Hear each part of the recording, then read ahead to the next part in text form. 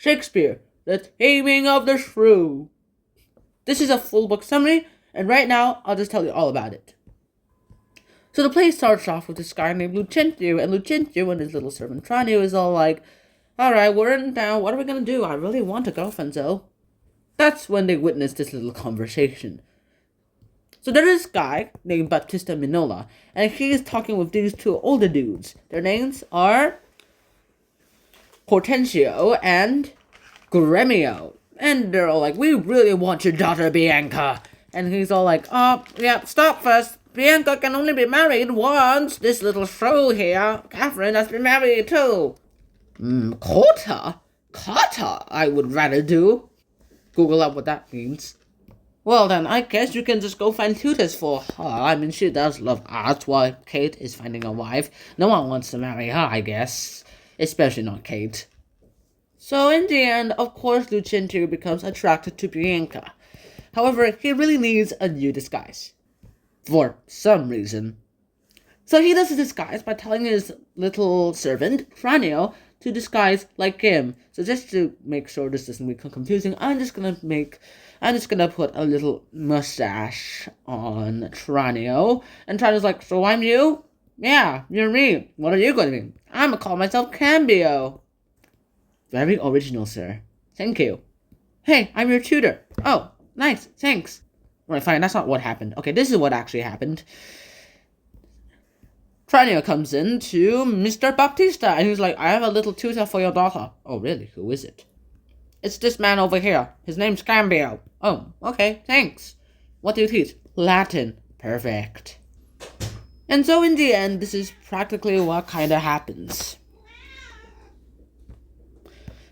Now Bianca has 3 suitors, and all these 3 suitors all pretty much want to be, well, of course, Bianca's husbands, because she's so kind. And, well, Cambio, aka Lucentio, is like, alright, I'm just gonna try to court her like that. Hortensio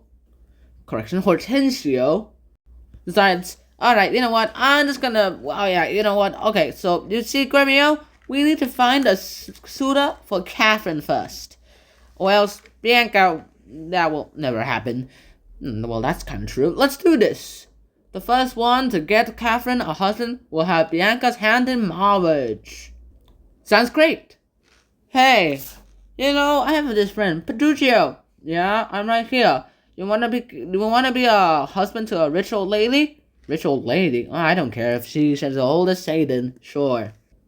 Petruchio gets permission to marry Catherine if only he can win her love. And she's all like, I will never love a man like that.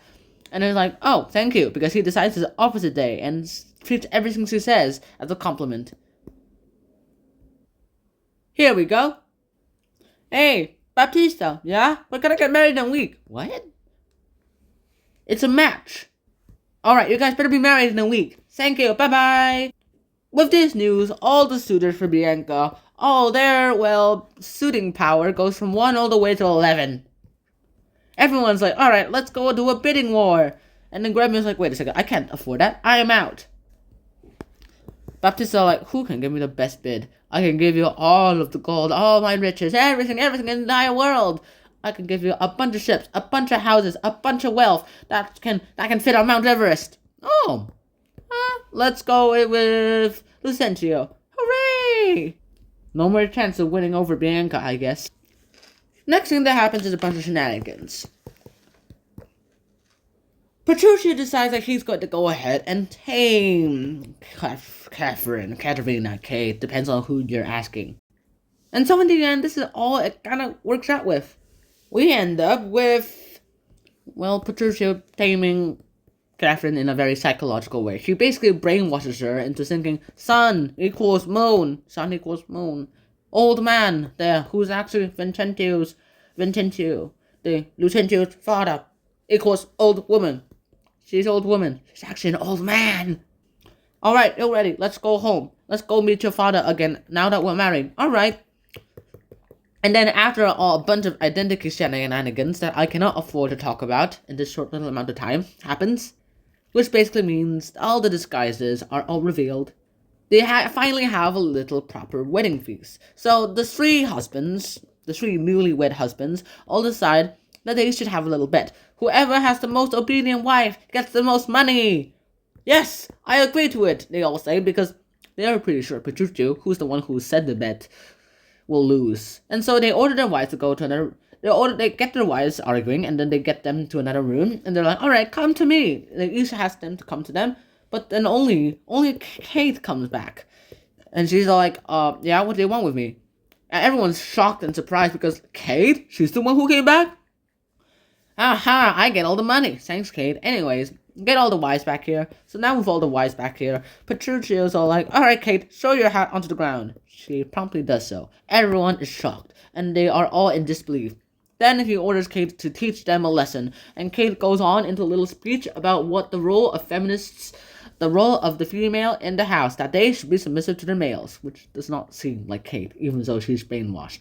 After that, the play ends with Petruchio and Kate running away, and they are like, "Bye-bye." Everyone's like there, and then that's it. That's all that happens. Everyone's shocked and surprised, of course, but then again, what did you expect from a Shakespeare play? So in the end, that's all that happens. That's the entire story of Shakespeare's The Taming of the Shrew. I'll see you in the full book review. Until then, shout out, peace. Bye-bye.